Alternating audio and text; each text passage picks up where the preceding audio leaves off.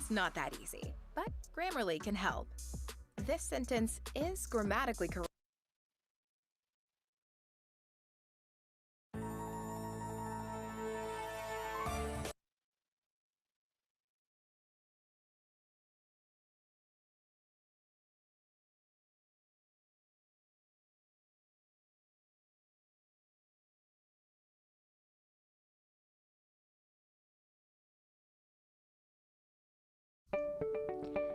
In the food industry, ensuring the quality and safety of consumer products is always the priority.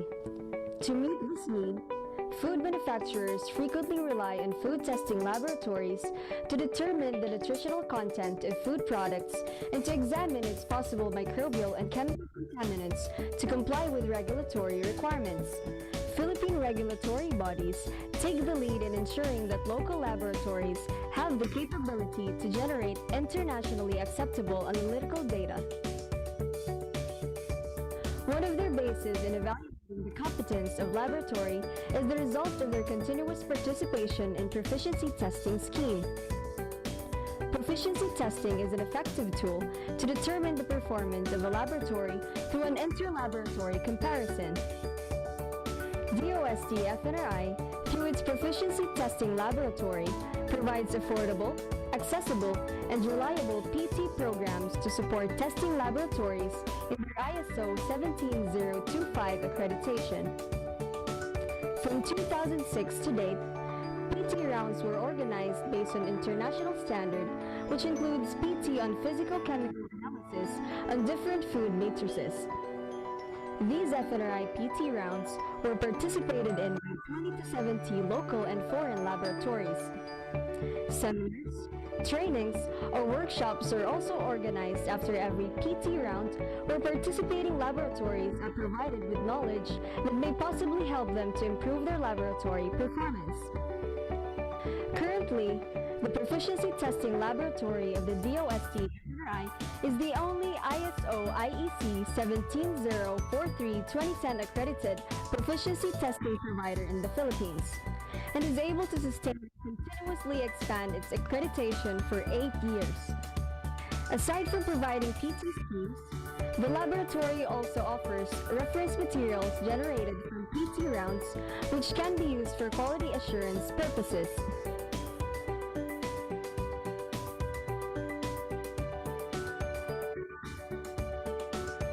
Announcements on how to participate in the FNRI PT rounds, results of the current PT round, available reference material of the FNRI PTL, and their future plans are all made available in the IFNRI website.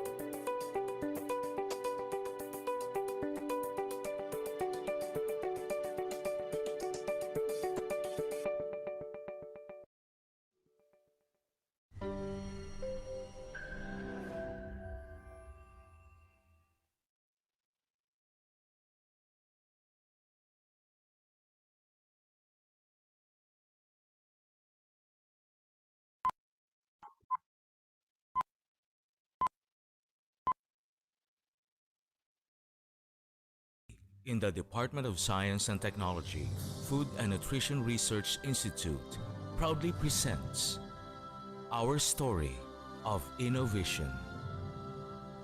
As FNRI turns another page of 70 years of service to Juan and Juana, innovation is our continuing journey.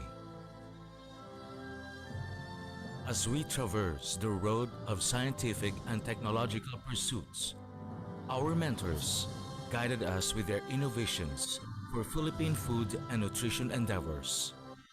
Let our mentors' voices resound as we unfold FNRI's story. The very first director of FNRI, 1948 to 1956, Dr. Juan Salcedo Jr. Dr. Salcedo aimed for better nutrition for a greater Philippines. Dr. Salcedo led pioneering extensive research, such as the rat and biochemistry laboratories. His other achievements included the publication of the first handbook on food composition tables, or the FCT, Kabataan Rice Enrichment Experiment, launching of a systematic program of nutrition, education, and information. Participation in nutrition survey among the personnel of the Armed Forces of the Philippines, which became the forerunner of the regional and national surveys that the FNRI was later known for.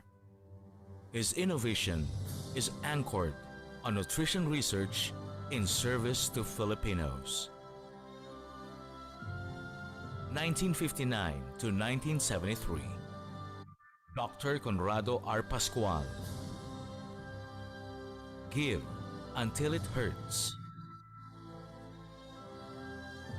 Among his contributions were the conduct of nutrition surveys in 8 regions of the country,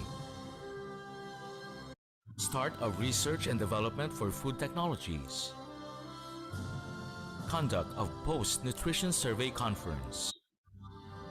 Dr. Pascual also initiated the organization of National Coordinating Committee on Food and Nutrition, or the NCCFN. The NCCFN initiated different nutrition programs. His innovation is built on sustained collaboration among sectors of society who believed in the importance of nutrition in nation building. 1973 to 1980, Dr. Carmen Intengan. Nutrition surveys were among the flagship projects of Dr. Carmen Intengan. During her time, the first national nutrition survey was undertaken. Series of studies on nutritional anemia were also conducted. Nutrition standards were established and tools were developed. An intensive mass information campaign on nutrition was undertaken. The Food Composition Table 1980 edition was published. Her innovation accentuated the far-reaching impact of conducting basic and applied researches in nutrition. 1980 to 1983, Dr. Josefina Bulatao Jaime. Dr. Bulatao Jaime believed that we need better nutrition to increase the Filipinos' existing and potential productivity. Under her guidance, the second nationwide nutrition survey was conducted, where the clinical survey was introduced and the prevalence of goiter, night blindness, Bitot spot, and intestinal parasitism were determined. She hoped for the Institute to constantly provide updated data and information needed for policy formulation and program operations. Her innovation for FNRI underscored the importance of continuing the conduct of nutrition survey. 1983 to 1997, Dr. Rodolfo F. Florentino. He believed that nutrition for all is a social responsibility. He has directed the conduct of 3rd and 4th National Nutrition Surveys, biochemical researches, nutrition information dissemination, active participation in the Comprehensive Technology Transfer Program, research initiatives, linkages and collaborations with different countries and other nutrition agencies, development of different nutrition IEC materials.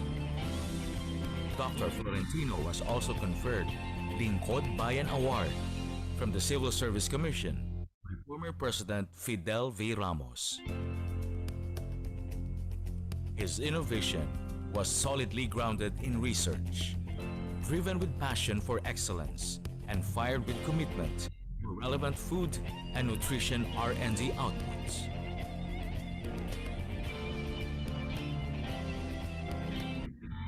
Dr. Corazon V.C. Barba.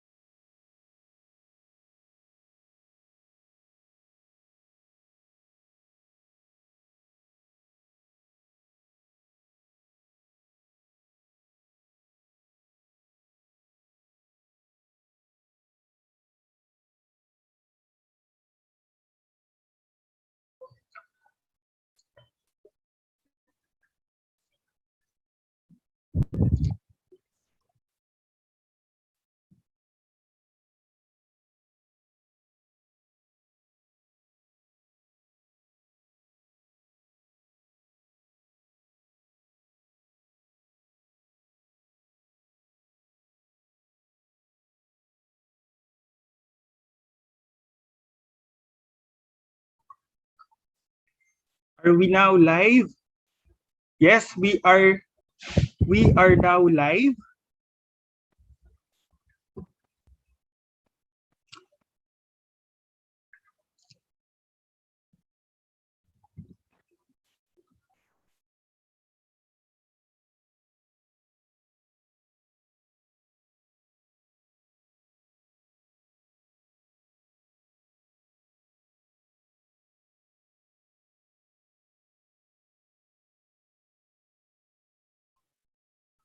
Okay, and we are now live.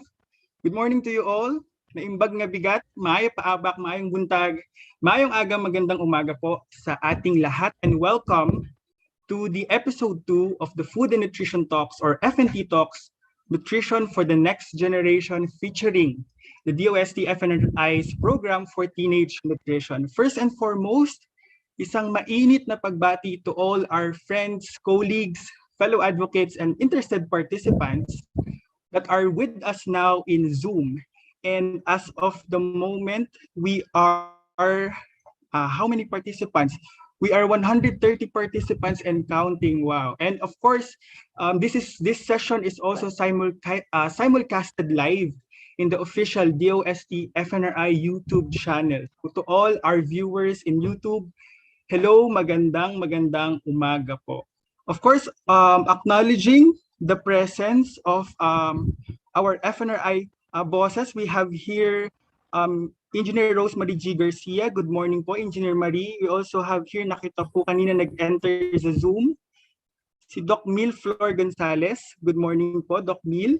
Also, we have here in our participants list, the Supervising Science Research Specialist, Ma'am Eden Glorioso. Magandang umaga po, Ma'am Eden. Magandang umaga po sa ating lahat. So to formally start our program, let me bring your attention to the invocation, followed by the Philippine National Anthem. Over to you, technical team.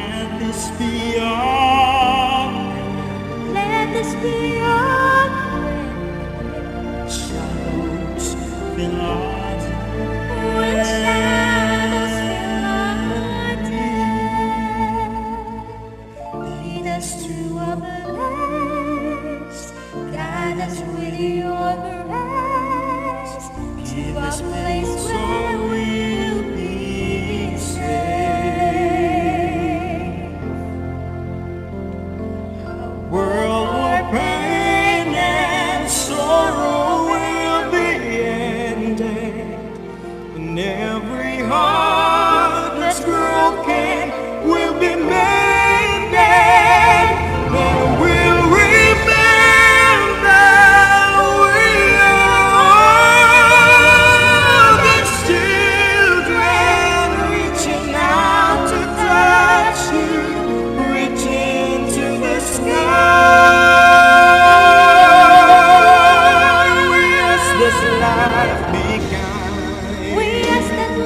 and watches from above. We hope it's so will find another soul to love. Let this be our prayer. Just like every child,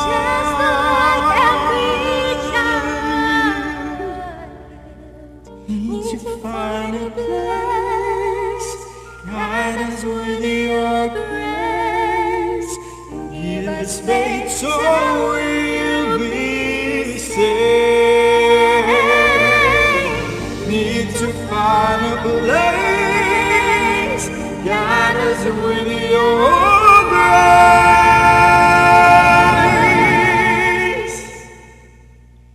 give us faith so we'll be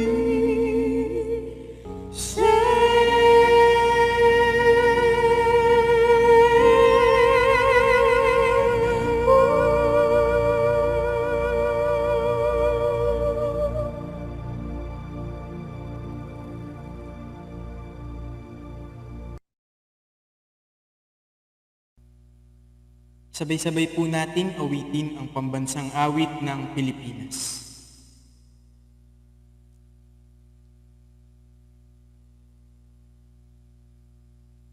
Bayang magiliw, perlas ng silanganan, arap ng puso, sa dibdib mo'y buhay. Lupang hinihang, duyang tanang magiting, sa manluluping, di ko pasisihin. Sa dagat at bundok, sa simay, sa langit mong bugaw, may dilagang tula, awit sa bayang minamahal. Ang piskat ng watawat mo'y tagumpay na nagniningning. Ang bituin at araw niya kailan pa may di magdidilim. Lupa ng araw ng walhati pagsinta, buhay ay langit sa piling mo. Aming ligaya na pag may mga api, mamamatay ng dahil sa'yo.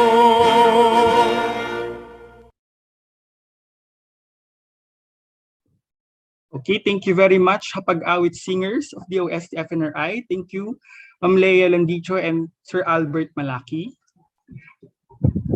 For today's episode of FN Talks, ako po ang inyong lingkod, Jace Labrador, your host for today. And this morning, pag-uusapan po natin ang ating mga teenagers. Ano-ano nga ba ang kanilang pangangailangan pang nutrisyon at ano-ano din kaya ang mga programang inihandog ng DOST-FNRI for teenage nutrition. Aalamin po natin yan kasama ang ating mga science research specialist ng DOST Food and Nutrition Research Institute. Alam niyo po, kamakailan lamang naglabas ng report ang World Health Organization that the world we are living now is a home to the largest number of adolescents in history. Around 1.2 billion na po ang adolescents or yung tinatawag nating mga teenagers o yung mga edad 10 to 19 years old. And in the Philippines, adolescents comprise already 30% of our population. And with that, this calls for the much needed recognition and attention to invest in our adolescents. And this is because investment in this age group may bring ripples of positive change, positive effect to our society, because for a society to flourish, we need a healthy population. And having a healthy teenagers for today will bring healthy adults in the near future. And that healthy adults will bring healthy future generations, di ba po? And in response, the DOST-FNRI, as part of its mandate to develop and recommend policy options, programs, and projects to promote optimum nutrition to all Filipinos, including our adolescents, we implement numerous research and development. And this morning, we are lucky to hear two of those efforts and initiatives for teenage nutrition. So we do hope that all our viewers are excited in their virtual seats, and we also hope that this webinar not only become fruitful and productive. But also after this, mas madami pa po tayong maging partners for teenage nutrition. And with that, I think it's just right to start this session with an inspirational message from our head of agency, because all these programs will not be possible without her. I am now giving you our Director 4 and Scientist 2, Dr. Imelda Angeles Agdepa. The virtual floor is yours, Dr. Agdepa.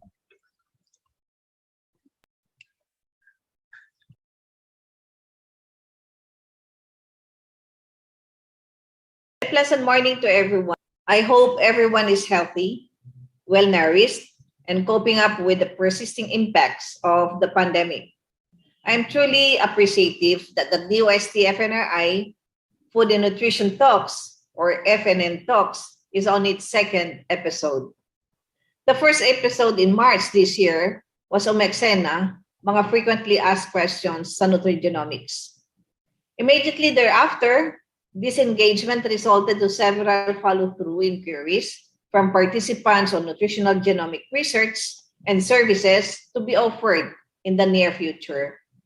For this second episode, we will focus on the nutrition of the next generation, the adolescent group or the teenagers.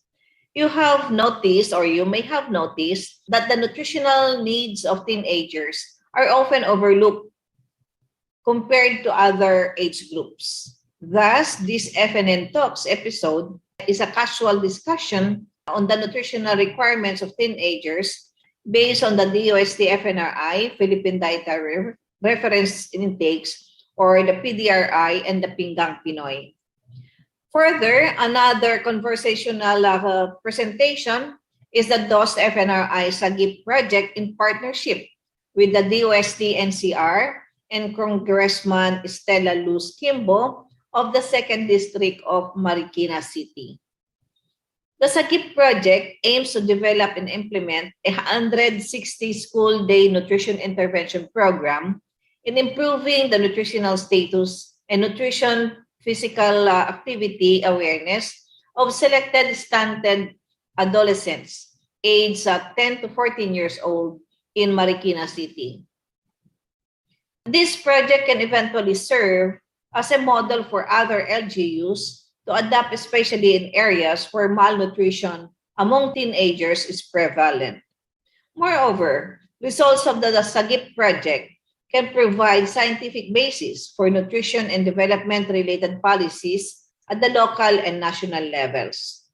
With these episodes of the FNN Talks on nutrition for the next generation, along with other promotion and marketing engagements, the DOST-FNRI is confident that we will help convince our teenagers to take frequent breaks from tinkering with gadgets and allot time and effort on their nutritional status. We also encourage our fellow parents and other older family members to monitor the sedentary activities of their teens vis-a-vis their special and demanding nutritional needs, as this will considerably affect their well-being and health-related behavior during childhood. These regular nutrition checks or breaks among sedentary and even hyperactive teens are now more crucial than ever, since an increasing number of younger generation are being infected with the COVID-19 virus. Let us all be reminded that teenagers of today will be the next generation in the near future, to whom we will pass on family values and responsibilities, the sense of community spirit, as well as nation building. Let us actively engage in these FNN talks to benefit from the information to be shared, and in turn share the same to our family, friends, and associates. The DOST-FNRI warmly welcomes follow-through inquiries on the topics discussed, as well as other food and nutrition research and services. We are more happy to serve and help you cope up with this pandemic. Thank you for taking time to participate in these events. My salutation as well to our speakers, Mr. Carl Cabanilla and Ms. Hazel Lat, our MC Jason Labrador, and to the organizers of these FNN talks led by the divisions of Dr. Milflor and Gonzalez and Engineer Marie Garcia.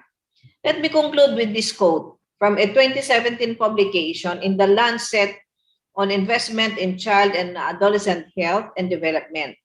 Key messages from disease and control priorities. That's actually the third edition by the author Bundy and colleagues, which was quoted in the Sagip Project PowerPoint presentation. The quote states, "It takes some 8,000 days for a child to develop into an adult. Age-appropriate and condition-specific support is required throughout if a child is to achieve full potential as an adult." Again, a pleasant morning to all of us, and enjoy the talks and keep safe.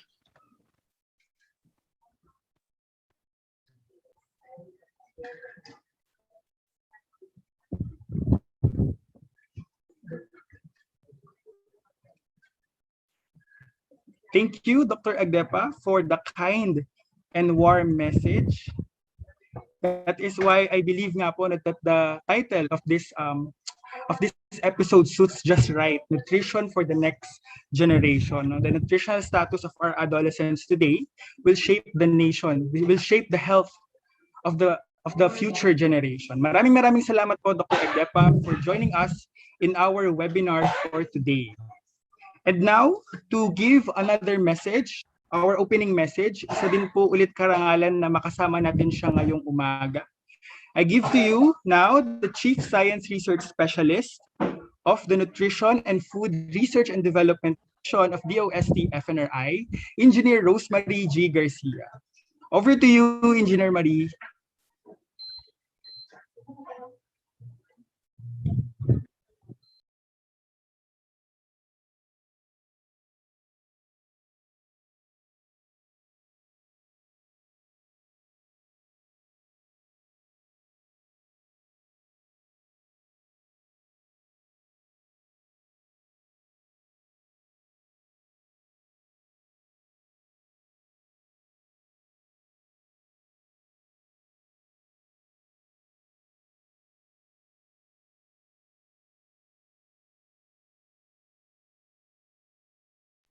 Engineer, good morning po. I think po you're on mute po, ma'am. Oh, I'm sorry. It's okay po, ma'am. Ayan. Magandang umaga po sa ating lahat. Isa pong makabuluhan at ligtas na umaga para po sa lahat ng ating participants, colleagues at kamanggagawa sa larangan ng nutrition. Ako po ay natutuwa to see a lot of you here with us joining tungkol po dito sa ating topic na tatalakayin ngayon. Nais po naming dalhin sa inyong mga respective offices and agencies and probably mga schools po and may mga estudyante po siguro tayo or nutritionist na kasama po sa ating platform ngayon. Ito pong mga programa na naglalayong ipaalam sa inyo kung ano po yung mga nutritional concerns ng ating pong adolescents at ano po ang ginagawa ng Food and Nutrition Research Institute to address these concerns. Nakakatuwa po na marami po tayo ngayon and we look forward na hindi lamang po ito ang huli na pagkakataon kung saan makakasama po namin kayo, kung hindi magpapatuloy po ang ating collaboration and cooperation para lalo pa po nating mapabuti yung kalalagayang nutrition ng ating vulnerable groups, particularly this age group of adolescents. Yun lamang po, magandang umaga po at pagpalain po tayo ng ating Panginoon sa lahat po ng ating ginagawa para sa nutrisyon ng ating mga kababayan. Good morning everyone. Thank you. Thank you very much, Engineer Marie. Tamang-tama po yung sinabi niyo po na after this webinar, after this, mas marami po sana tayong networks and partners na mag-work on para sa teenage nutrition. Thank you very much po, Engineer Marie. Again, good morning everyone. You are attending the FN Talks Episode 2 Nutrition for the Next Generation featuring DOST FNRI's programs for teenage nutrition. And for this part of the webinar, we would like first to acknowledge all our registered participants for today. We are really, truly grateful for your unending support to all FNRI activities. So makikita po natin, we are now, how many participants? I'm just checking lang po. We are 160 participants in Zoom, and of course, we're also live in YouTube. So makikita po natin, we have participants from DOST regional offices, from state universities and colleges, to our local government units. Meron din po tayo. Magandang umaga po sa inyong lahat. And of course, yung ating mga FNRI colleagues, magandang umaga po sa ating lahat. Okay? And to all na hindi nabanggit, magandang umaga po. Thank you for tuning us with us today. So let me just remind everyone din po to make sure to fill up the online attendance form by going to the link that was shown earlier in your screen and I think was sent dun po sa ating chat box. And also to our registered YouTube viewers, make sure also to fill up the attendance form. And kindly reminder po no, to please rename your ID to affiliation, then your name. So for example, yung sa akin po, DOST FNRI, Jace Labrador. So reminder lang po. And of course, later, please feel free to ask questions during the presentation by typing in your questions in our chat box. And to the YouTube viewers po, yeah, you may type in your questions, comment section of YouTube. And our resource person will do their best to answer all your questions during the open forum later. Yeah, so we are now in the main part of today's session. Okay, so let me first introduce to you our today's resource persons. Okay. Sige po, technical team, flash lang po natin ang ating mga resource. Ayan.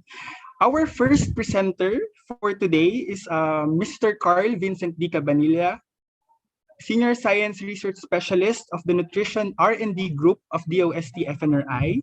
Mr. Cabanilla earned his Bachelor of Science in Chemistry at the University of the Philippines, Dalaman, and currently taking his Master of Science in Chemistry from the same university. So aside from being a registered chemist, he's also an accomplished and decorated food and nutrition researcher. One of his notable awards is the coveted 2019 Outstanding Book Award given by the National Academy of Science and Technology for the Philippine Dietary Reference Intake in 2015, and also Early Career Award from the Micronutrient from 2020.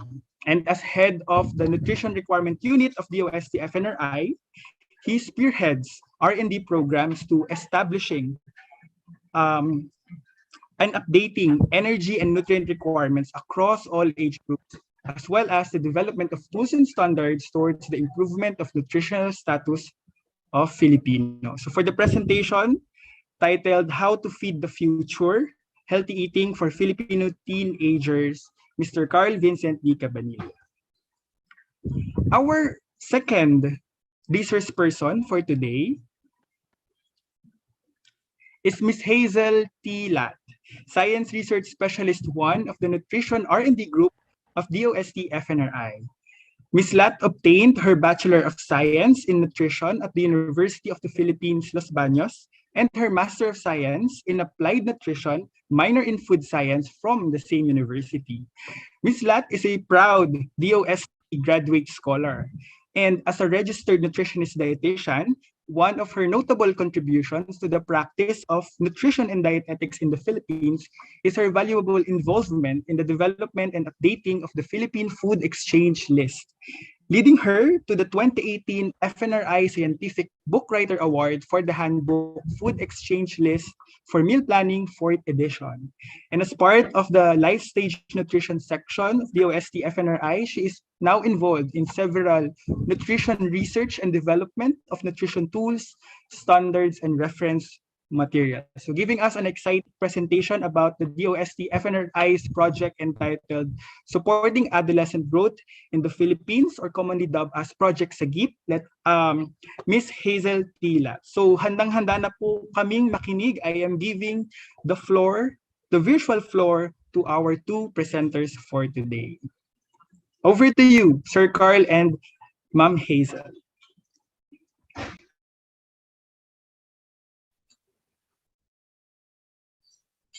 Thank you, Jace, for that kind introduction.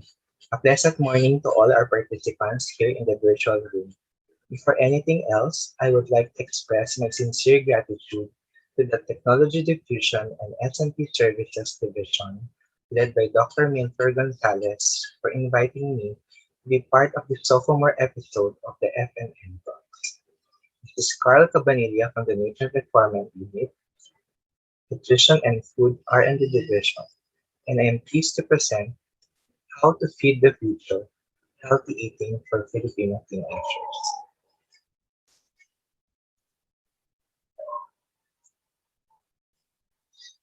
The title of my talk was inspired by the U.S. government initiative on global hunger and food security, dubbed as Feed the Future, and also in part by the famous line immortalized by our national hero, Dr. Jose Rizal, "The youth is the hope of our future."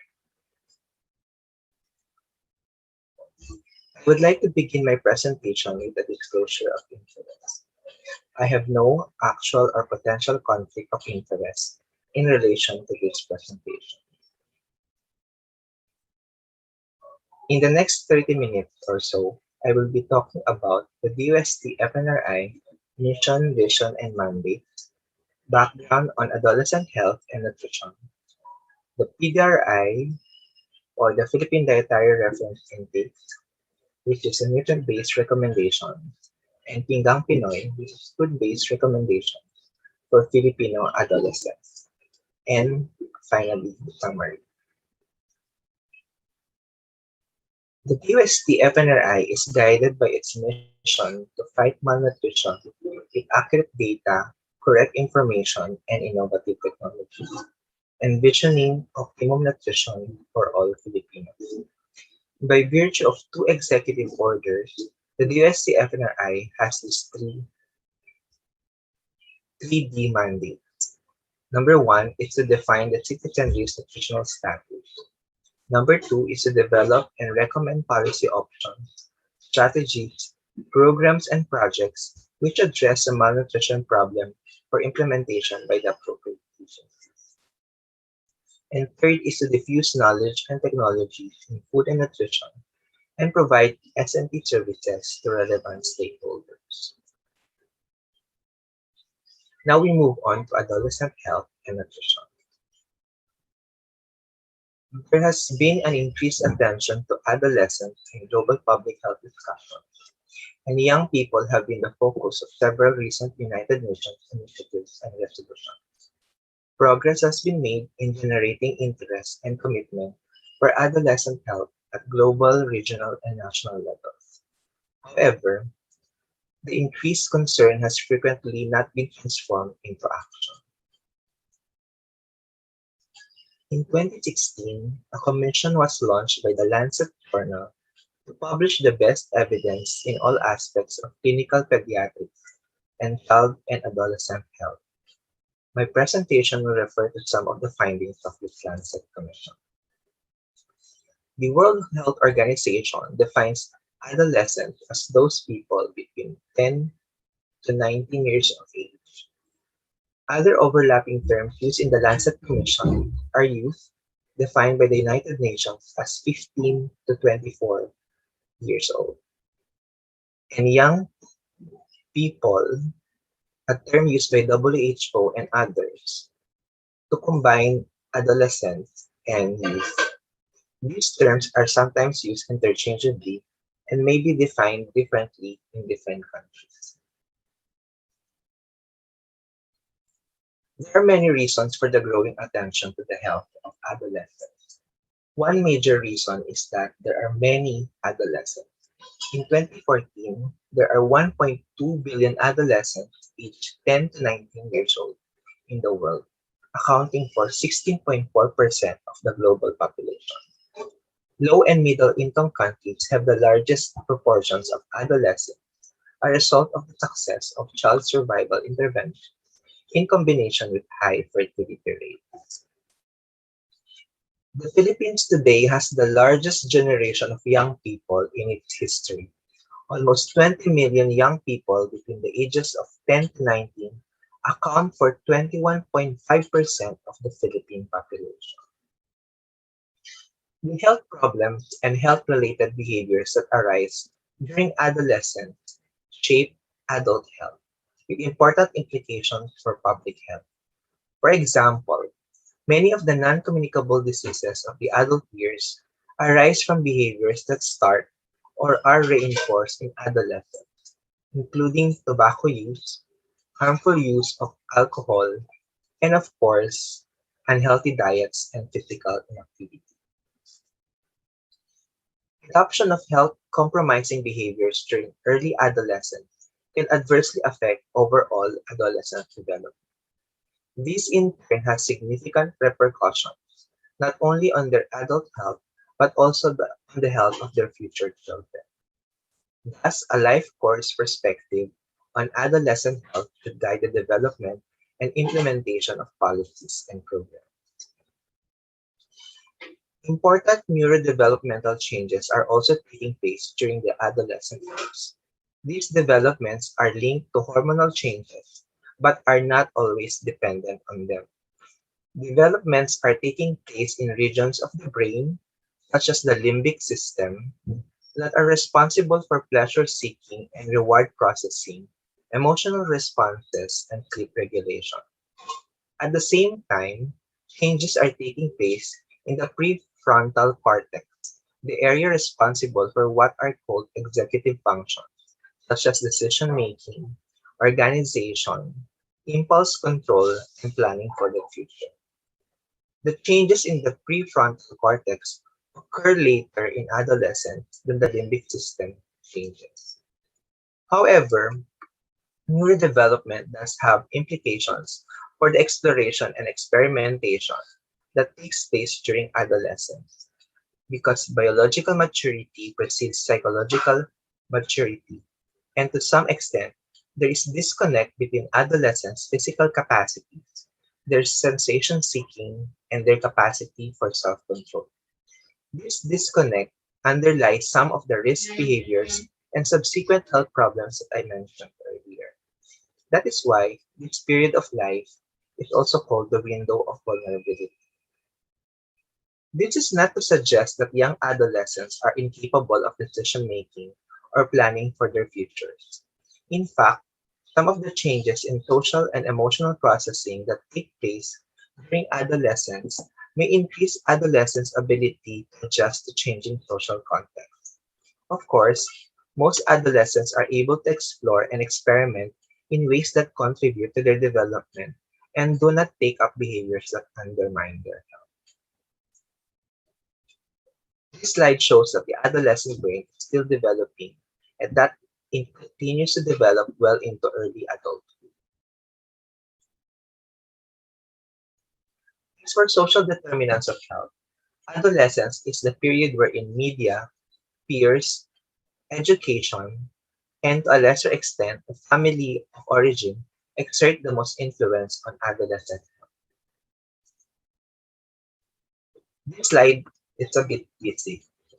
Aside from non-communicable diseases, malnutrition also arises from adoption of health-compromising behaviors, particularly unhealthy eating or poor dietary habits.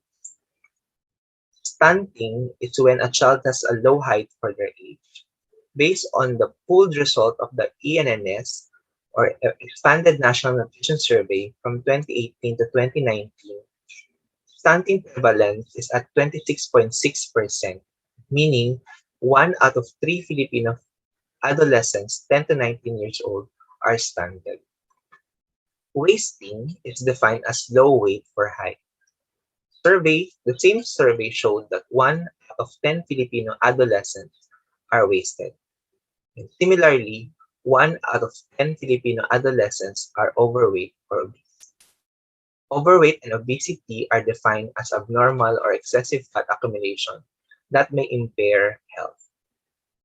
Combining these figures on stunting, wasting, and overweight or obesity, this means that 50% or 1 out of 2 Filipino adolescents are malnourished. Disaggregating this data by sex and place of residence, we saw that there are more wasted boys than girls, and there are more overweight or obese adolescents in urban than in rural settings. Economic disparity also plays a role in malnutrition. Most number of stunted adolescents came from the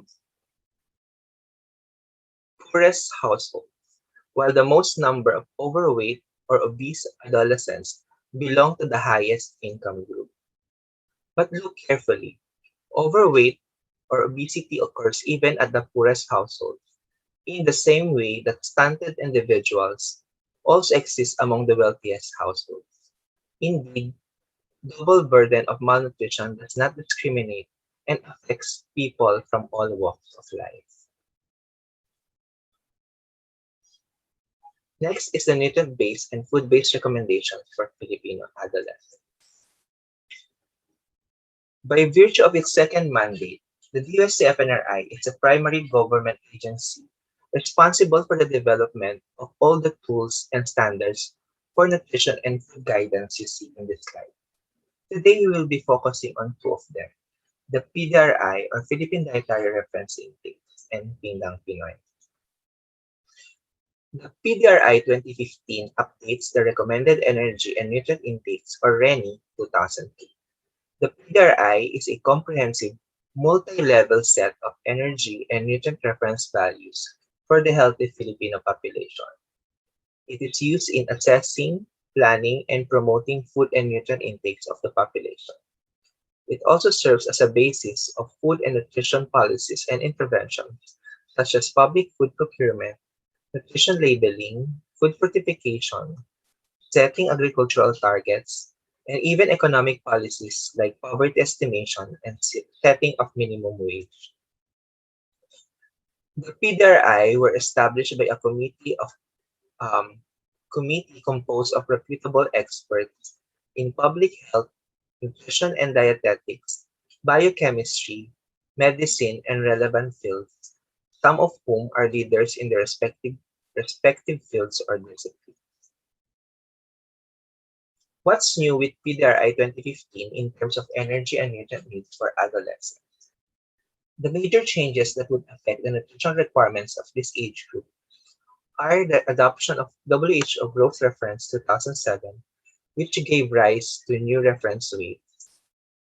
Second is the introduction of AMDRs or acceptable macronutrient distribution ranges for macronutrients, protein, fat, and carbohydrates, and the revised reference values, particularly protein and vitamin.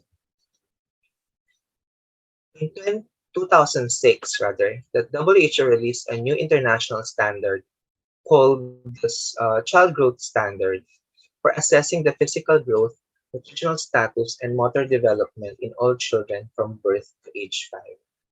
These standards were developed using data collected in the WHO Multi-Center Growth Study involving more than 8,000 children from 5 continents. The WHO Growth Reference complements the WHO CGS and is applicable from 6 years onward. Based on the WHO Growth Reference data, the growth spurt starts earlier and is shorter in girls than boys. On the other hand, the growth spurt occurs later and lasts longer in boys than girls. With the use of the new child growth standards comes new reference weights. For age group 18 years old, reference weights were based on WHO growth reference, the median weight for height, and the median of height-based BMI respectively, using the 2013 National Nutrition Survey median height of Filipino children with normal nutritional status.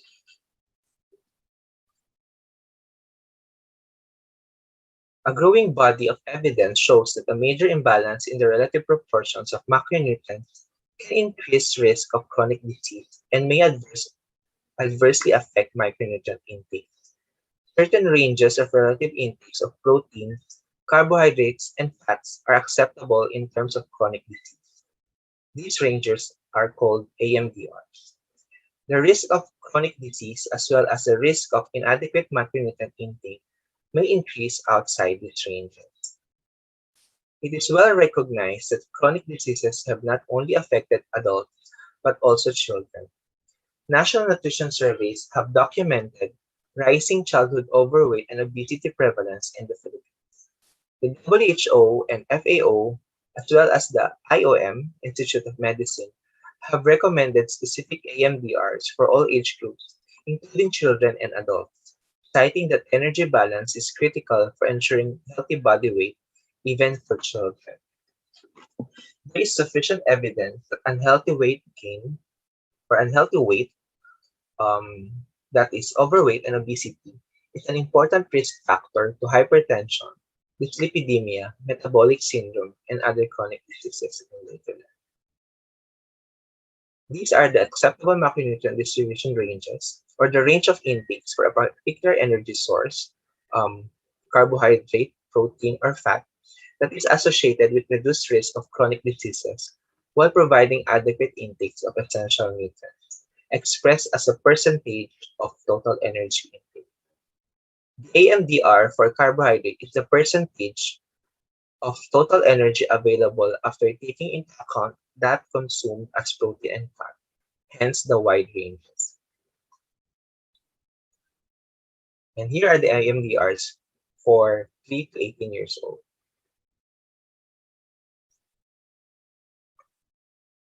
For energy, the caloric requirement of adolescent males is higher than that of adolescent females, owing to greater increases in height, weight, and lean body mass.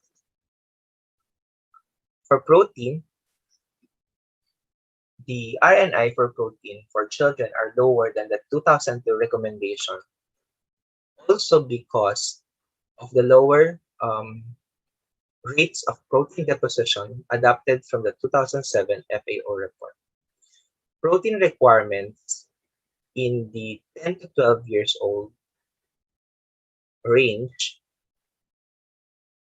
are highest for females, and for males in the 13 to 18 years age range, corresponding to the usual timing of peak height velocity. For vitamin A, the 2015 values are greater than the 2002 RENI for Filipino adults because of the lower value adopted for storage efficiency of ingested vitamin A, which is 40%. As for iron requirements cannot be met by usual diet alone. That's why intake of iron-rich and iron-fortified foods and the use of supplements are recommended if necessary.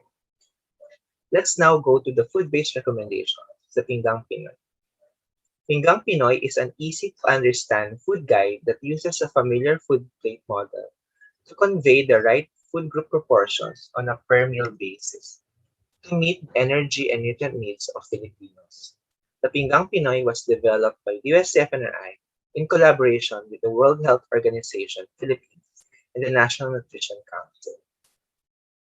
The Pinggang Pinoy shows the 3 basic food groups go, grow, and glow in the right proportions. Just by looking at the Pinggang Pinoy icon, one can see right away that vegetables and fruits should take up half of the plate, with the vegetable portion being a bit bigger than the fruit portion. And rice and fish should take up the other half, with more rice than fish. Of course, you can replace rice and fish with their alternatives. By the way, the Pinggang Pinoy also recommends drinking lots of water and less of sugary beverages. We know that different population groups have different energy and nutrient needs. Hence, we formulated different Pinggang Pinoy icons for different populations. But just to be clear, the Pinggang Pinoy icon alone neither defines a certain number of servings from each food group nor prescribes a certain amount of calories. For specific recommendations for portion and serving sizes per meal, this information can be found in the Pinggang Pinay Handbook for Nutrition Professionals and in selected Pinggang Pinay collaterals like brochures and pastes. This is a sample one-day meal plan following the Pinggang Pinoy 14th recommendation. For male adolescents, this diet is high in calories, protein, and key vitamins and minerals. For breakfast, we have 2 cups of rice, 2 slices of fried bangus, 1 to 2 cups of kamote tops with tomatoes, and 1 piece of banana. For lunch, we have 2 cups of rice, 2 legs, 2 chicken legs rather, 1 to 2 cups of vegetables, this is tinola by the way, and 1 slice of mango. For dinner, we have 2 cups of rice, 2 pieces of small-sized fried galunggong, 1 to 2 cups of vegetables, this is pinakbet, and 1 slice of watermelon. For our snacks, we have suman sa ibos in the morning and boiled kamote in the afternoon. Male adolescents should drink 12 or more glasses of water every day and 1 glass of milk. For female adolescents, this diet is high in calories but less than boys, less protein than the boys, but rich in key vitamins and minerals. For breakfast, 1.5 cups of rice, 1 slice of fried bangus, and 1 to 1/2 cups of kamote tops with tomatoes and 1 piece banana. For lunch, we have 1.5 cups of rice, 1 chicken leg, 1 to 1.5 cups of vegetables from tinola, and 1 slice of mango. For dinner, we have 1/2 cup of rice, 1 piece of small-sized fried galunggong, 1 to 1.5 cups of vegetables, and 1 slice of watermelon. Similar to male adolescents, we have 2 snacks, namely suman sa ibos in the morning and boiled kamote in the afternoon. Female adolescents are required to drink 2 or more glasses of water and 1 glass of milk within a day. Some special considerations. For protein, the growth spurt in adolescence requires rapid tissue expansion with special amino acid requirements for growth of muscles, thus the higher protein requirements compared to children. Calcium, puberty, and adolescence are periods when the need for calcium is particularly high. Almost half of an adult's skeletal mass is formed during pubertal growth spurt. Milk and related products such as cheese and yogurt are by far the most important dietary sources of calcium, which together with vitamin D is essential for normal growth of the skeleton and teeth. Shellfish and fish with edible bones such as dillies, sardines, and other small fishes can supply calcium, especially for non-milk drinkers. Other alternatives to milk include tokwa and soy-based drinks. For iron, for both male and female adolescents, the need for iron increases with rapid growth and expansion of blood volume and muscle mass. The onset of menstruation imposes additional iron needs for girls. That's why teenage girls and women of reproductive age are usually at risk of IDA. They should eat iron-rich foods. For folate, adequate intakes of folate prior to pregnancy can promote normal fetal development and reduce the risk of neural tube defects. Because these birth defects occur early in gestation before pregnancy is apparent, it is advised that all women of reproductive age continue 400 micrograms of synthetic folic acid from fortified foods or supplement study in addition to folate from food. Green leafy vegetables constrain high amounts of beta. As for physical activity, the energy requirements must match the needs of the adolescents as they typically engage in physical work or recreational activities. Appetite increases during adolescence, and sedentary individuals are more likely to accumulate fat if they have access to high energy food. Thus, low activity levels among adolescents are a key factor that underlies increases in adolescent obesity. Healthy diet is just one aspect of adolescent health. Adolescents need quality services that recognize their unique health needs. The Philippine government offers adolescent-friendly health package of services for free at the health centers. These services include micronutrient supplementation and nutrition assessment and counseling. I would like to leave you with the take-home message. Adolescents are the greatest resource for a society to thrive. Investments in adolescent health and well-being bring triple benefits, not just today, not just for decades to come, but for the next generation. In summary, adolescence is the period of development that begins at puberty and ends in early adulthood, or from 10 to 19 years old based on WHO definition. But age is not the whole story. Adolescence is characterized by a rapid pace of growth and marked by physical and sexual maturation, social and economic independence, development of identity, acquisition of skills needed to carry out adult relationships and roles, among others. Adolescents are um, vulnerable to metabolic and behavioral risk factors that can lead to malnutrition and non-communicable diseases.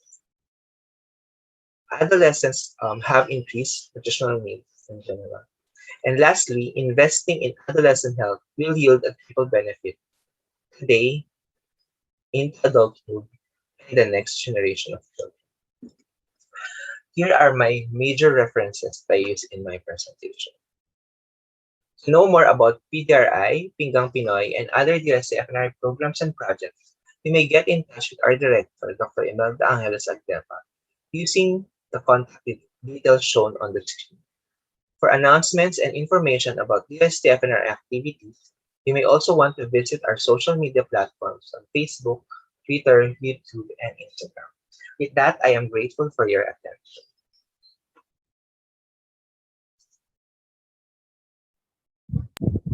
Okay, thank you very much, Sir Carl, for that very comprehensive presentation. So para po sa mga kakarating lang dito sa Zoom and sa YouTube, magandang umaga po. You are attending the FN Talks Episode 2, Nutrition the Next Generation. So this FN Talks is part of the drum beating DOST-FNRI's 75th anniversary for July 1, 2022. So narinig po natin si Sir Carl talking about the importance of adolescence in the life course development, as well as the DOST-FNRI's developed nutrition-based and food-based tools and standards such as PDRI and Pinggang Pinoy. So going to the next presenter to present DOST-FNRI's Project Sagip. I'm giving the virtual floor to you, Ms. Hazel Lat.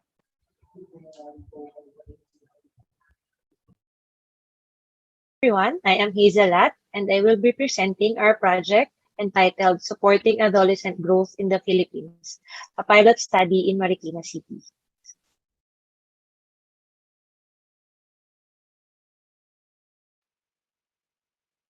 So next slide po.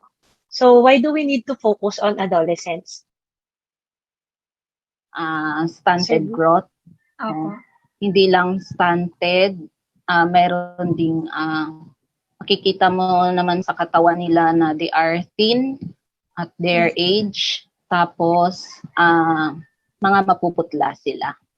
Or kung hindi naman may mga bata rin na they are overweight or obese sa age po nila. Today, the largest generation in history, with a population of 1.8 billion, are adolescents, of which 90% are residing in low and middle income countries, while 22% or 352 million are residing in Southeast Asia.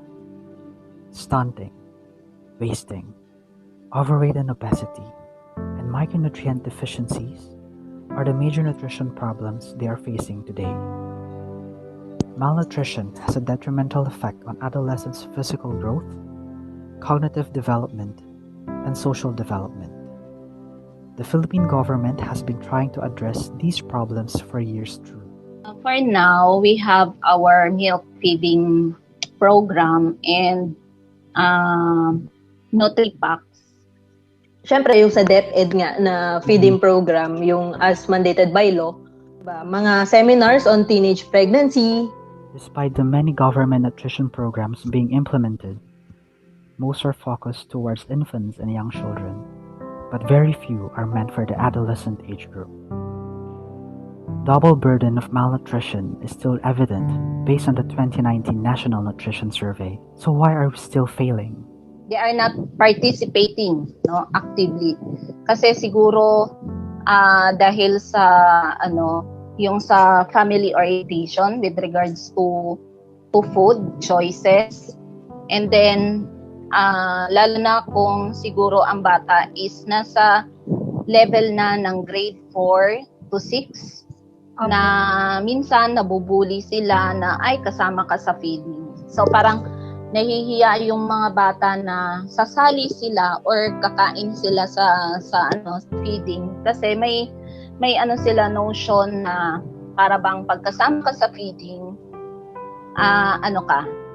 tawag dito parang you are deprived of something na wala sa family nila. Yung sa pagkain naman po may napansin din po ako. Yung mga bata din po picky, masyadong picky rin po, picky eater. Kapag mga ang naka-present sa kanilang food doon sa feeding, ang meal ay gulay, usual gulay, hindi po nila pinapansin. In 2019, Representative Stella Luz Ikimbo requested the Department of Science and Technology, or DOST, to look into the problem on stunting among adolescents. From this request, the DOST Food and Nutrition Research Institute and DOST National Capital Region formed a partnership to understand the drivers of malnutrition among adolescents. In July 2020, the Project on Supporting Adolescent Growth in the Philippines, or Project SAGIP, was initiated to create potential solutions to address the nutrition problems through promotion of consumption of healthy meals, nutrition awareness, and physical activity among adolescents aged 10 to 14 years in Marikina City.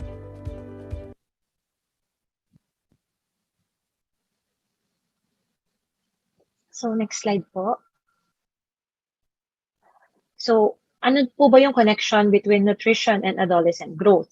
So, when an adolescent's overall energy and nutrient needs are not met, yung pagtangkad po nila ay pwedeng maging mabagal. So, pwede pong maging, yung tawag po natin is bansot, stunting may occur, and sexual development and menarche may be delayed. So, next slide po. So, ano po ba yung naging objective namin sa paggawa po ng SAGIP na project? So, ang general objective po nito is to develop and implement a 160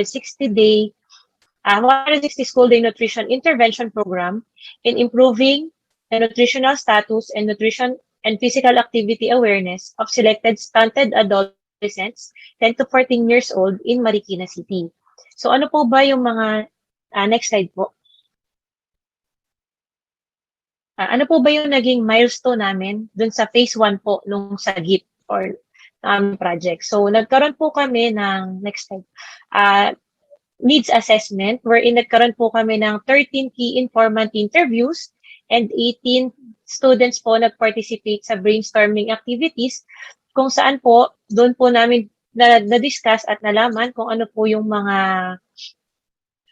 pangangailangan ng mga estudyante. Like sa brainstorming activities po, kinonduct po ito sa mga students age 10 to 14 years old, and nag-identify po nito is yung mga partner schools and teachers. So dito po nagkaroon po ng interview about sa mga factors po na nag-i-influence sa diet po ng mga estudyante, like yung ano po ba yung mga eating habits nila, gaano pong kadami yung food na kinakain nila sa loob at sa labas na eskwelahan, at gaano pong kalaki yung na-spend nila sa allowance nila sa pagpambili ng pagkain.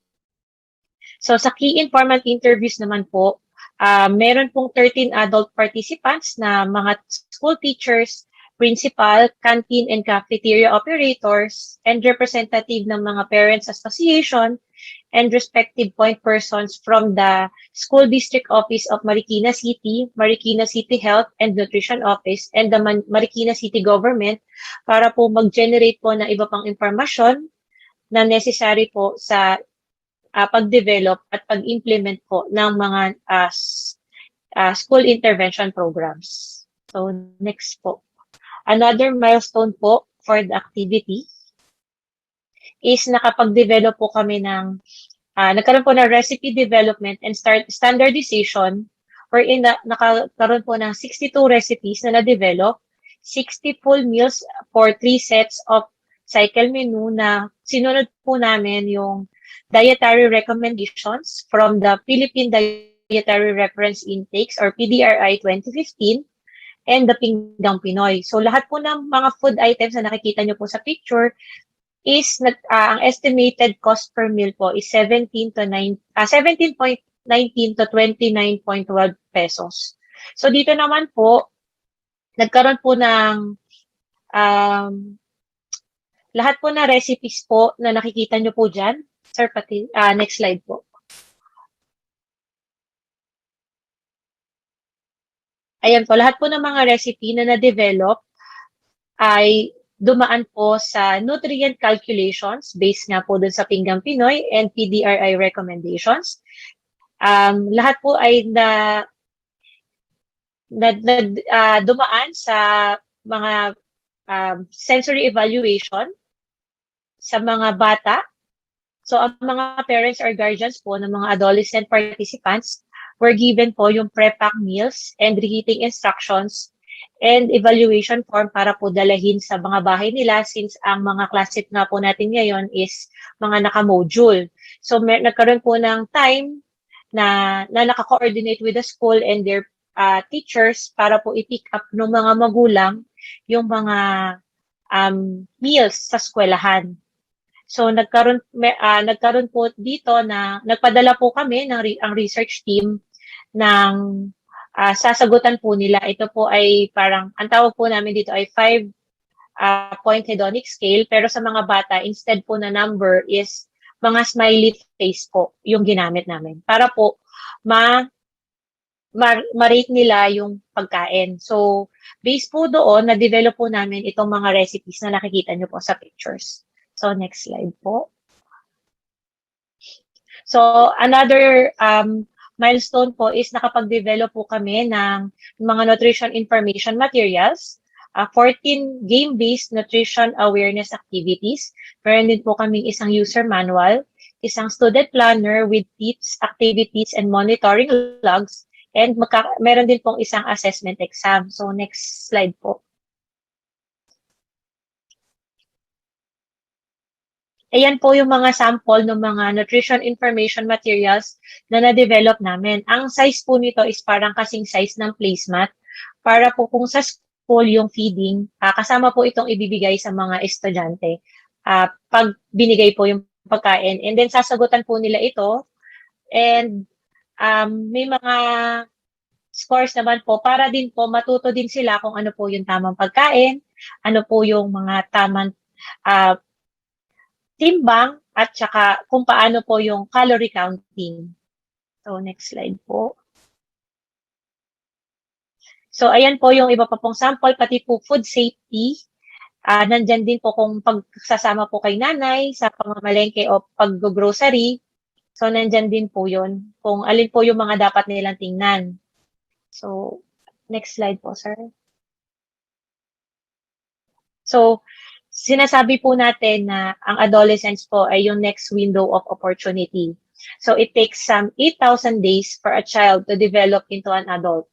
Age-appropriate and condition-specific support is required throughout if a child is to achieve full potential as an adult. Kasi nga po, yung nabanggit po sa video kanina, mas madami po yung mga projects with regards po sa mga school-age children at hindi po or minsan nakakaligtaan po yung mga adolescents.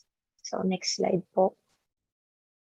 And so, ang future direction po ng project sa GIP or yung phase 2 po is ma-implement po yung 160-day full day nutrition intervention program to improve nutritional status of adolescents 10 to 14 years old in Marikina City.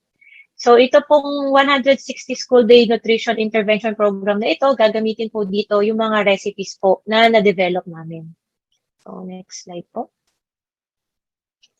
So, join us po in providing a better life for our adolescents. So, for more information about the project sa GIP, you may contact our project leader, Ms. Noeline C. Santos, at 028837-8113 local 308 or her email at noelinesantos@gmail.com. Thank you po. Thank you very much din po, Ma'am Hazel, for the very interesting presentation on the DOST-FNRI's project sa GIP. And para dun po sa mga kakarating lang sa Zoom and sa YouTube, so Ms. Hazel presented yung model nutrition intervention program na ginagawa po ngayon ng DOST-FNRI to help improve the nutrition and physical activity level of adolescents. Napakagandang programa. Tinalakay din yung mga key accomplishments ng project sa GIP. Pinakita kanina yung mga sagot ng mga galing sa focus group discussions and yung mga na-develop na menu for adolescents and especially yung mga nutrition information materials para sa ating mga adolescents. Excited po kami para sa second phase ng project sa GIP. And actually again, you are attending the FN Talks or FNT Talks Nutrition for the Next Generation featuring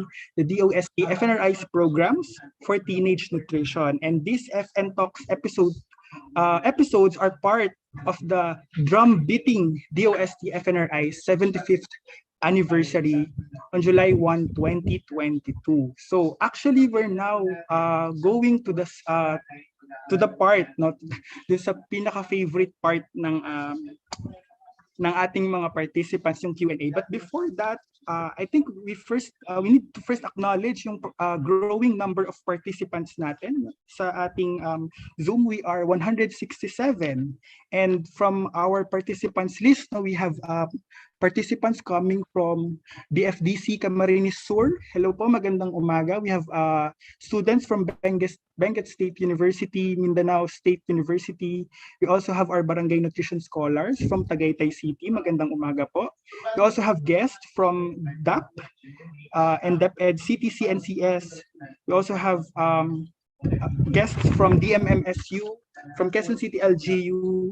Hello po, magandang umaga. From Zamboanga City Medical Center also.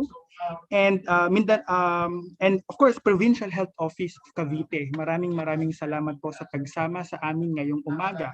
And of course, it's also worth noting yung mga kasama natin sa YouTube. Hello po from Southern Philippines Agribusiness and Marine and Aquatic School of Technology. Magandang umaga po sa atin. And Western Mindanao State Universities. So right now, we have 47 viewers watching in YouTube. So yung mga nanonood dyan, please don't forget to subscribe na po sa ating DOST official YouTube channel. Okay, so ready na po ba yung mga questions natin? Ayan, so may I request po yung ating dalawang presenters, ating dalawang research persons to open their cameras na po. Ayan. So, to all participants, we really encourage you to type in your questions in the chat box. So, for those na nasa Zoom, type nyo lang po sa comment. And dun sa YouTube, dun sa comment section po ng ating YouTube. Okay. So, sige po. Okay, simulan na natin. Actually, we have here question from Ma'am, we have here question from Ma'am, saan na ba yun? From Ma'am Lucy. If nahanap ko po, sorry. From Ma'am Lucy, how long it is the best interval for giving vitamin A? So yan po ang ating ang unang question. Although I think it was already answered by Sir Carl in the chat box. Plus, please, Sir Carl, if you want to elaborate, okay, you may join us here live. Sir Carl? Yes. Naka-mute. Yeah, sige po. Go ahead, Sir Carl. Thank you, Jace, for the question. Sorry, kay Ma'am Lucy pala. I'd just like to elaborate further yung nasagot ko po. Kasi I assume you're referring to routine supplementation po, Ma'am Lucy, no? So according to the micronutrient supplementation guidelines of DOH for vitamin A, upon reaching the age of 6 months, we can give na po yung 1 dose of 1 capsule vitamin E, 100,000 international units. And then, upon reaching the age of 12 months, thereafter, hanggang maging as 5 years old, we can now give you a higher dose of vitamin A capsule, which is 200,000 international units every 6 months thereafter. So yun po yung for routine supplementation.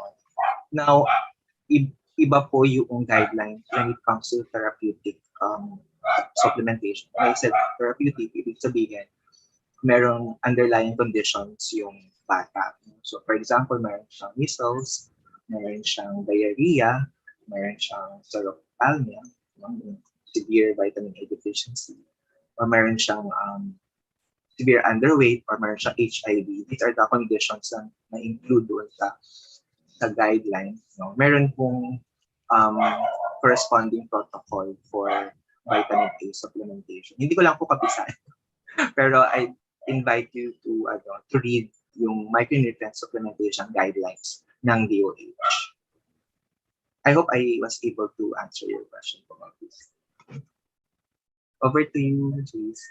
Thank you very much, Sir Carl, for the clarification po dun sa question ni Ma'am Lucy. So again, depends po sa age, no, for 6 to 11 months, 1 dose of capsule vitamin A per year, or for 12 to 59 months, 1 capsule every 6 months for vitamin A. But of course, may mga special considerations na po, as said by Sir Carl. So any questions pa po ba? Ito po, meron pong question po dito from TUP, from Miss Jess P. Adaya for the project Sagip, asking in relation to the Sagip as a result the FGD on adolescents from Marikina. Can you share to us what are the main drivers why healthy eating habit is a challenge for them? So yun po ang ating question. I think Ms. Hazel can answer po that.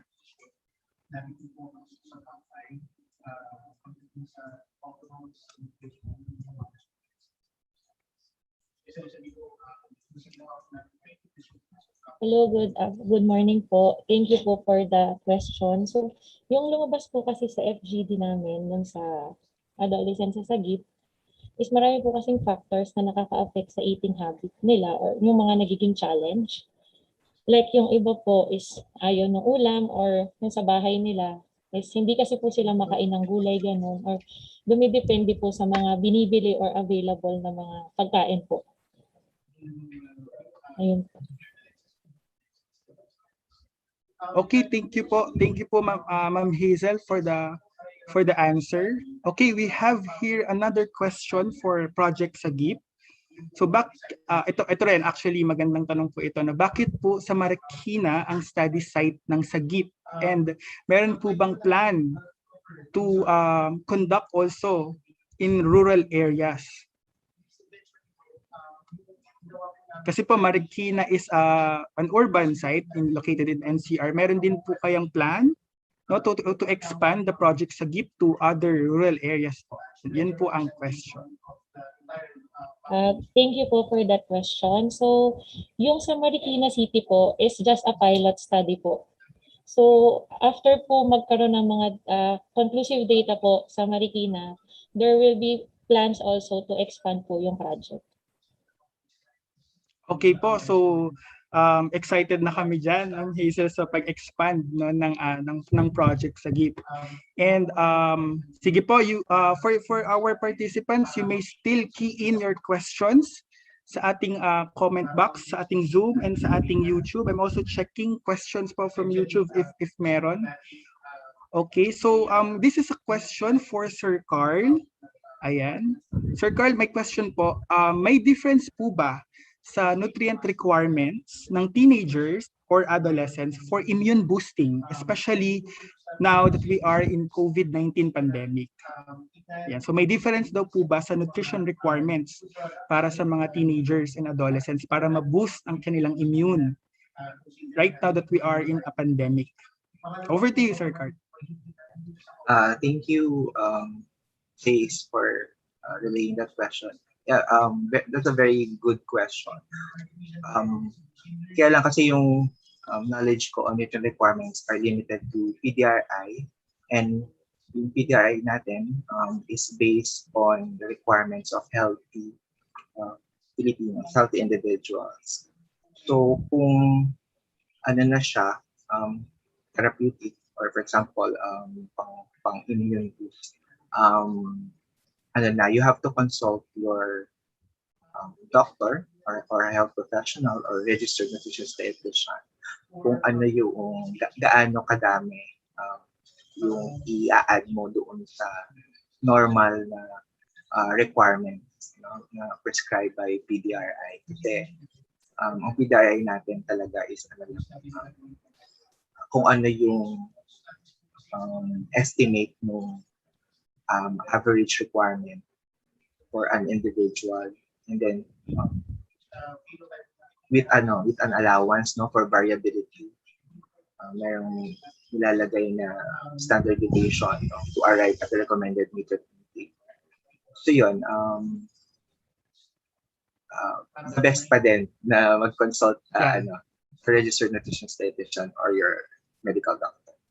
Of course, we also have here a registered nutritionist dietitian sa list ng speakers natin. Ma'am Hazel, baka gusto niyo pong mag-share about the question po. Sige. Kasi yung sa PDRI nga, tama si Sir Carl na pang-healthy population siya. Siyempre po, yung mga pag-therapeutic na siya, yun nga, depende pa rin siya sa lab results ng patient. Hindi po pwedeng basta-basta na lang magbibigay dahil for every, correct me if I'm wrong, Sir Carl, ha?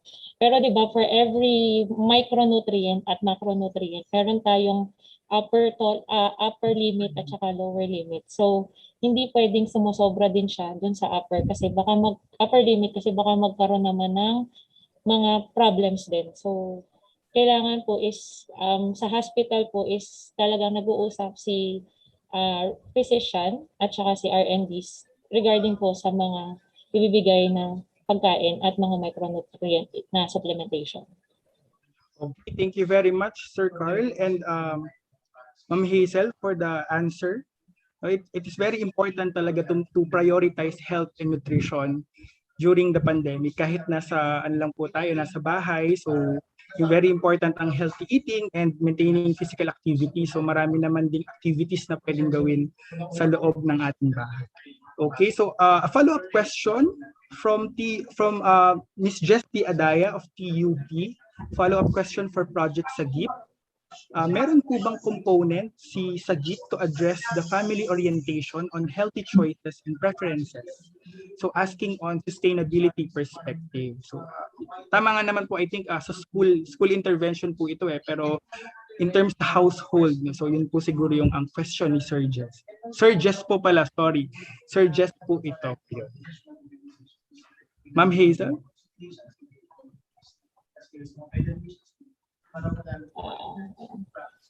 Hello, Sir Jess. Sorry po, nag-ma'am din yata ako kanina. So, meron pong plans to address para magkaroon po ng family orientation and healthy choices and preferences sa project Sagip po.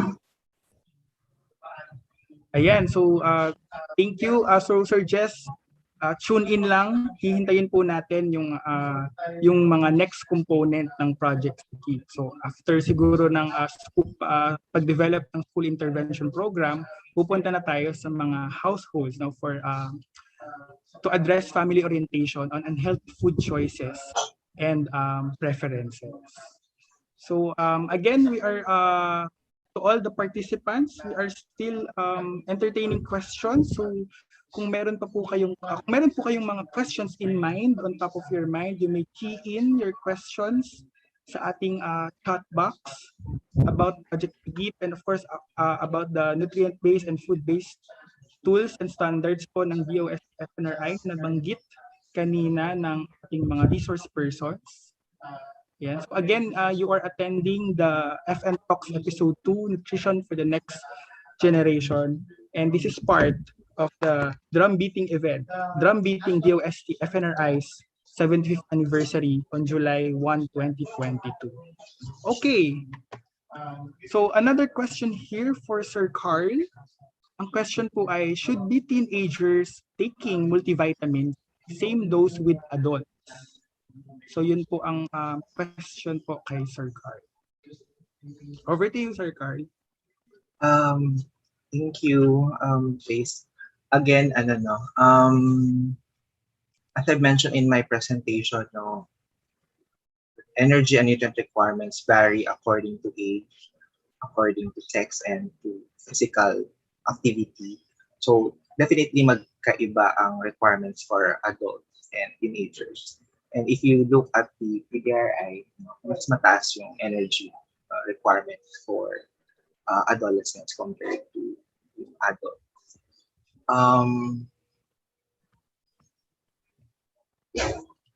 Pero ito kasi merong parang do I say this disclaimer or parang merong note for iron requirements kasi nakalagay doon na for female adolescents, the iron requirements are not met, cannot be met by usual diet alone. So I think this is the time na ina-allow talaga or nire-recommend actually ang iron supplements kasi hindi kayang mapunan ng food, natural occurring food, yung iron requirements natin. And based na dun sa when we develop yung Pinggang Pinoy, kahit ano talagang gawin natin na combination ng food items, umaabot lang kami ng 60, ganyan, or I don't think lumagpas kami ng 60% adequacy ng iron requirements. This goes to show talaga na mahirap ma-meet, using balanced diet.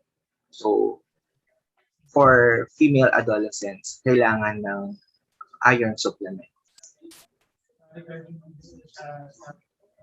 So dun lang yung time na nagre-recommend tayo ng supplements. Pero in general, enough na yung balance, 3 balanced meals a day.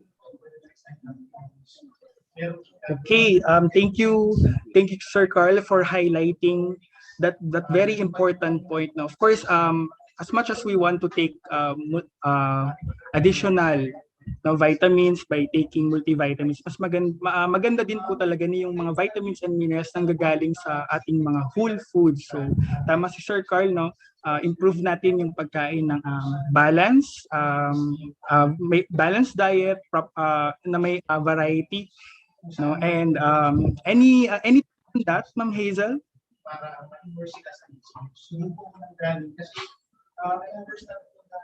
Hello, sir. So, yun naman din yung sa akin. Pagdating sa nutrients at sa consumption is, yun din, sinabi ni Sir Carl. Okay, thank you po. So we have here another question coming from Sir Jess Aday of TUP. Thank you, sir, for the active participation. Now, may I know what are the major considerations in the development of the presented recipes for sagip? Ayan, I think maraming masishare dito si Ma'am Hazel. Sir, thank you ulit for the question, Sir Jess. So, ang major considerations po sa development ng recipes sa sagip is the nutrient requirement of the adolescents, the availability of ingredients. Siyempre po dapat year-round po yung availability and yung cost.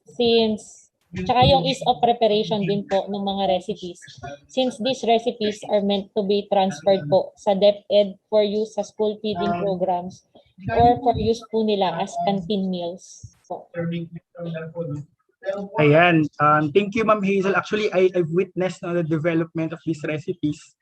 No, kasi magkatabi lang po kami ng room ni Ma'am Hazel and matagal din po. Nakatikim nata niyan, sa mga unang batch po ng mga nakatikim ng recipes. Can you tell us more po, Ma'am Hazel, dun sa cost? No, how much po kaya per meal yung ano po?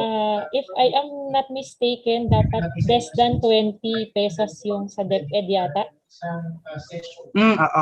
Following the department DepEd order po on the price po ng for the school canteens po. Ayan. Yes po, yung per meal.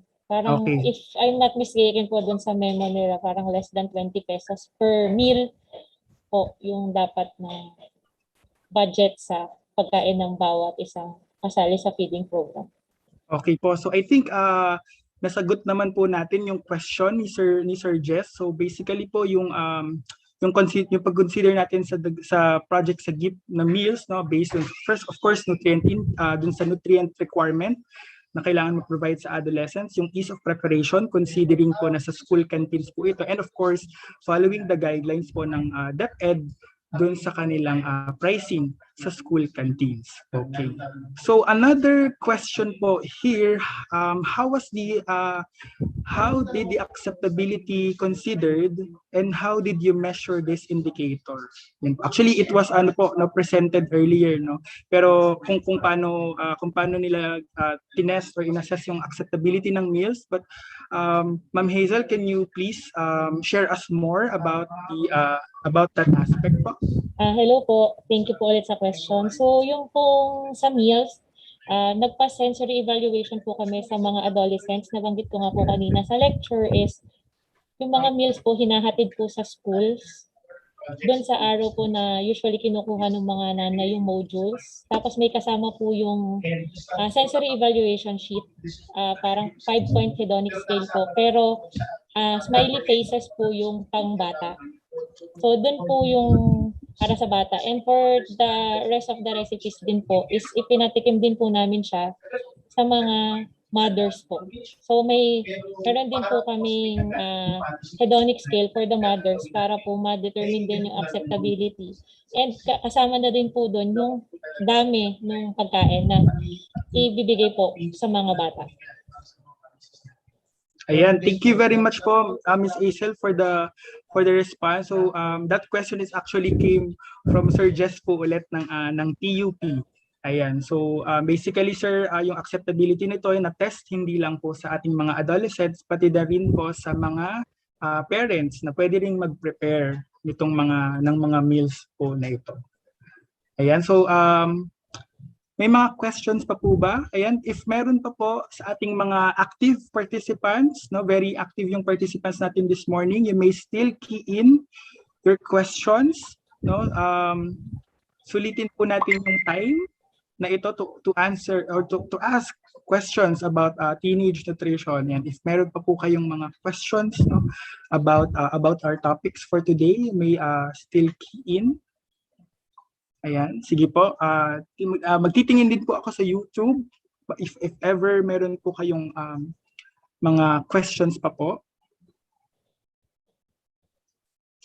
Ayan. So again, para po sa mga kakarating lang, we're still in the open forum session. Ayan, and if wala na pong question, you may I think it is time to yes po. May i-clarify lang ako. Sure po. Dun sa budget po pala, dun sa DepEd, currently, ang budget daw po ng DepEd for the meals is 18 pesos plus minus 2 pesos. Ayan. Thank you po, Ma'am Hazel, for the clarification. So, Sir Jess, balik po kami sa inyo. So, yun po yun, following the DepEd order on pricing sa school canteen. So the project sa GIP followed, no, yung 18 pesos per meal, tapos merong plus or minus 2 pesos. So I think ano po yun, 16 to 20 pesos po per meal yung mga meals na dinevelop para po sa project sa GIP. So, di ba po, no, napakagandang programa mula sa DOST-FNRI, not only providing adequate and balanced meals, but considering also yung mga other factors such as the pricing, the availability ng ating mga food ingredients, and so on. So, I think that wrapped up our open forum. Thank you very much to all active participants, interested participants na nag-raise ng kanilang questions and concerns, no, about the earlier two presentations from our science research specialists here in DOST FNRI. So to proceed to the next session of our program is actually the awarding of certificate. So babasahin ko po ang citation ng ating certificate. So, una po muna, Republic of the Philippines, Department of Science and Technology, Food and Nutrition Research Institute presents this Certificate of Appreciation to Mr. Carl Vincent D. Cabanilla for sharing his valuable knowledge as resource person during the FN Talks Episode 2, Nutrition for the Next Generation, featuring DOST FNRI's programs for teenage nutrition held on September 27, 2021 via Zoom and YouTube Live, given this 27th day of September 2021, signed by Director 4 and Scientist 2, Imelda Angeles Agdepa, PhD. And for the next one po, babasahin ko po ulit. Ayan.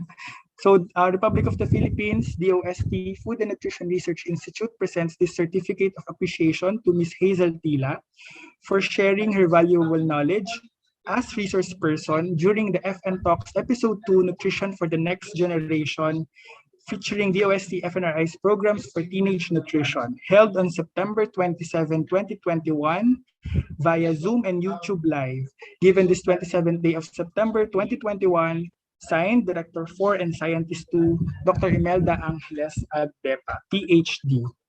Ayan. So thank you very much, Sir Carl and Ma'am Hazel.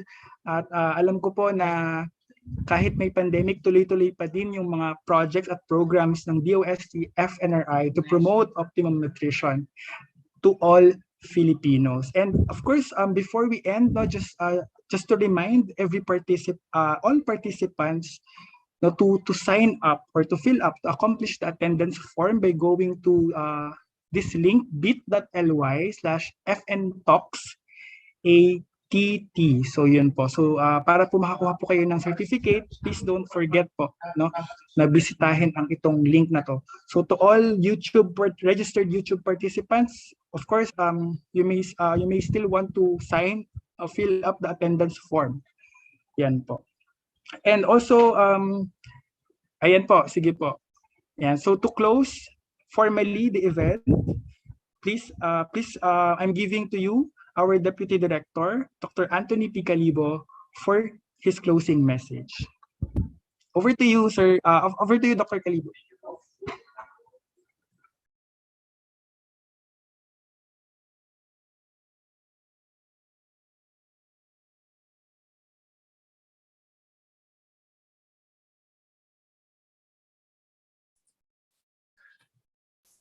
Isang magandang agham po sa ating lahat.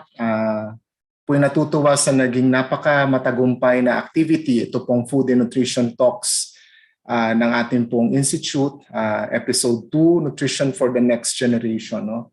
At tama po kayo, Sir Labrador. Isa po ito sa ating drum beating activity para po sa ating 75 years anniversary for next year.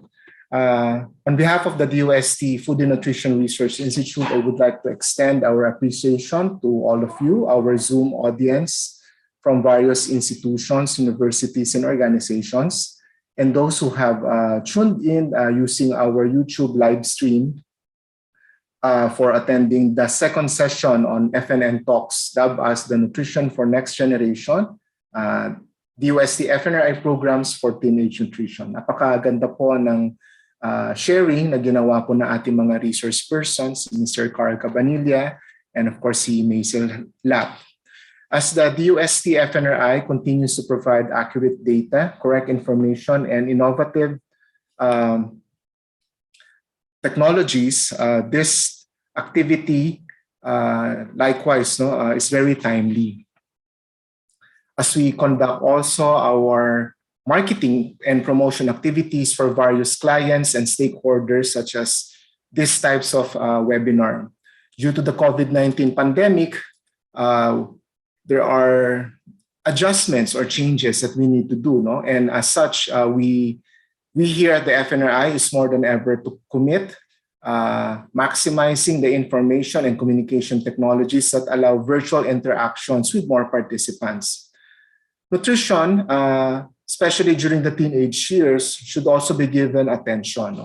And I agree with you that the majority of the advocacies and development agenda happening in our country and even in the region, at the ASEAN and of course globally, the focus is still on the under 5 nutritional status, etc. But this does not mean that the health and nutrition of adolescents should be left behind.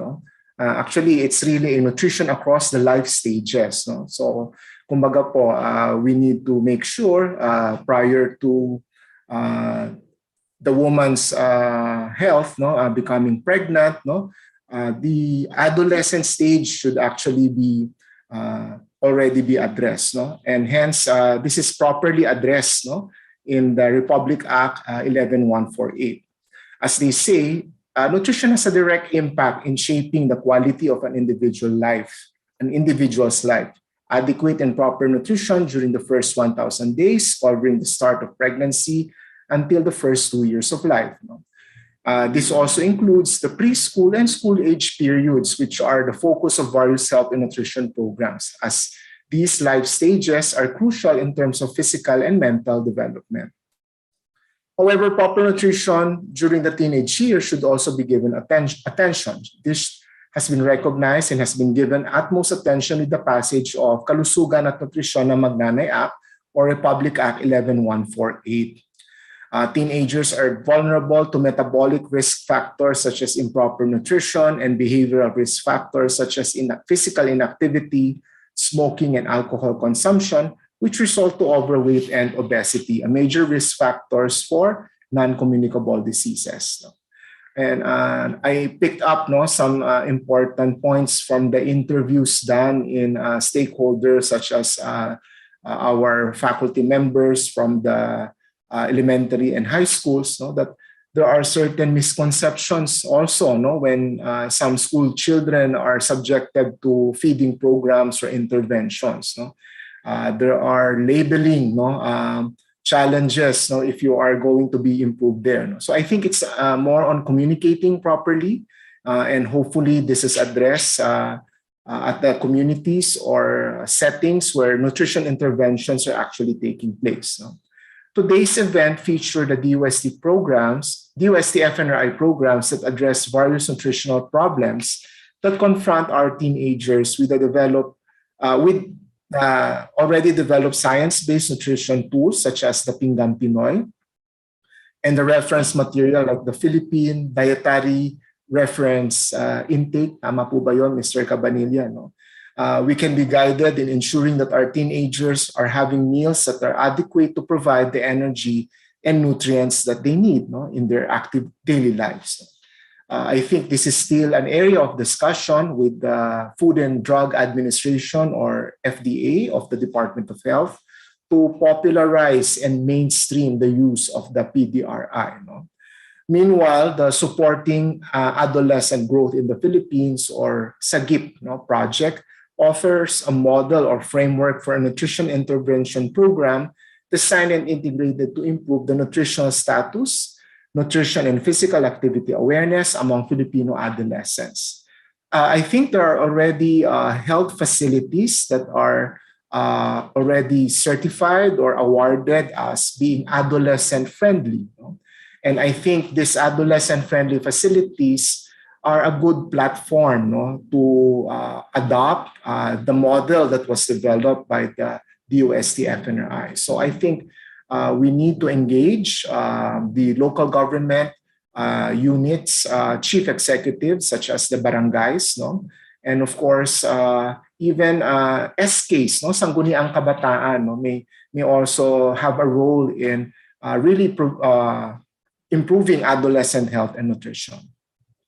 We hope that the topics of this Food and Nutrition Talks, Episode 2, offered findings and information about the nutritional status of Filipino adolescents, which can be used in shaping current and future directions and strategies of national policies on public health and nutrition and adolescent health and development to prevent and manage malnutrition and non-communicable diseases. No?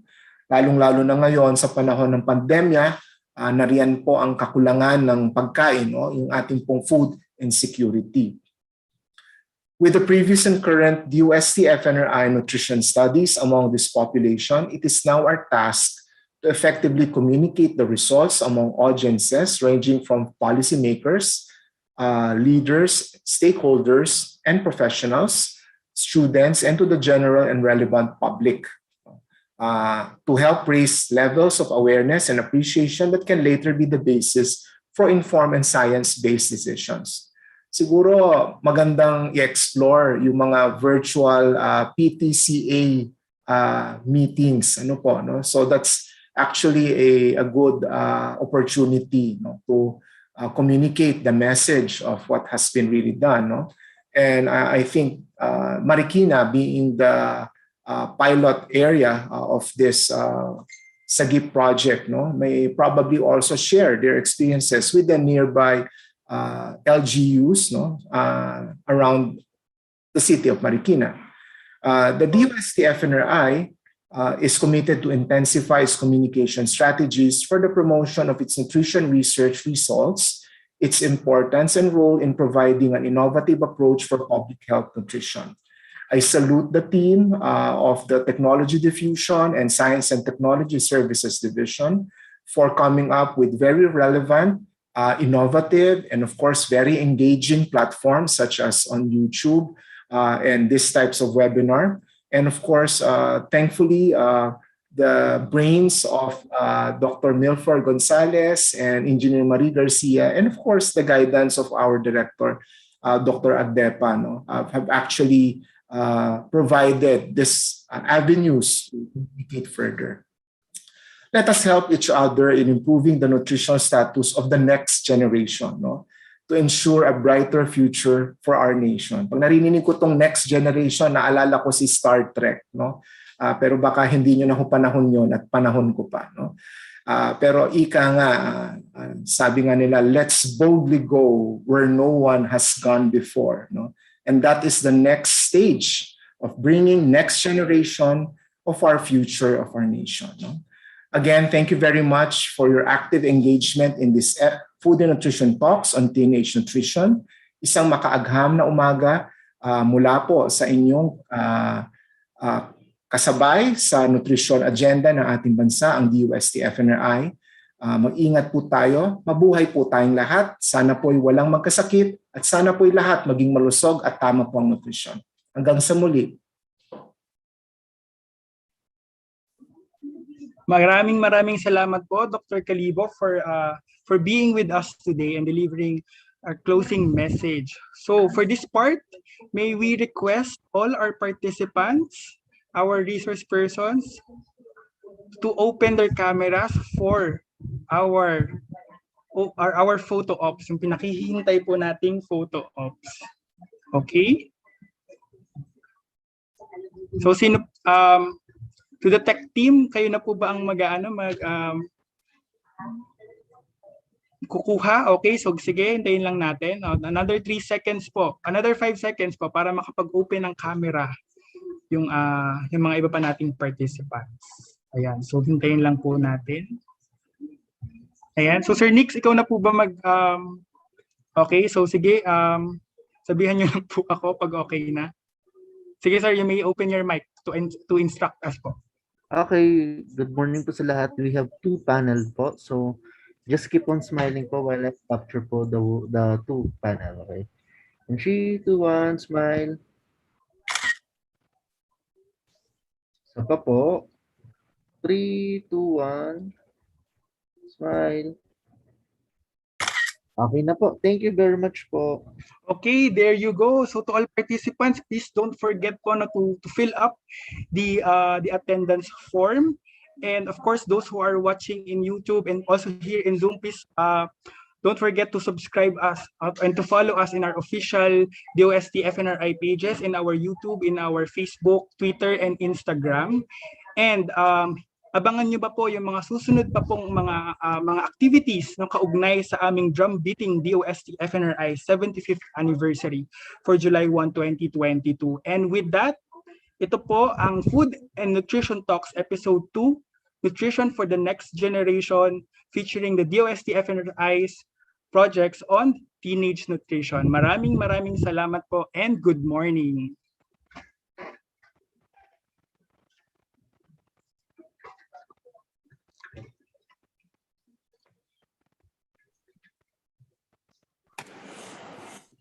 Thank you po. Thank you, Dr. Libo, for attending. Thank you, Jace, Thank Carl, you. Hazel. Thank you po, Sir Carl and Ma'am Hazel. Dr. Libo, thank you.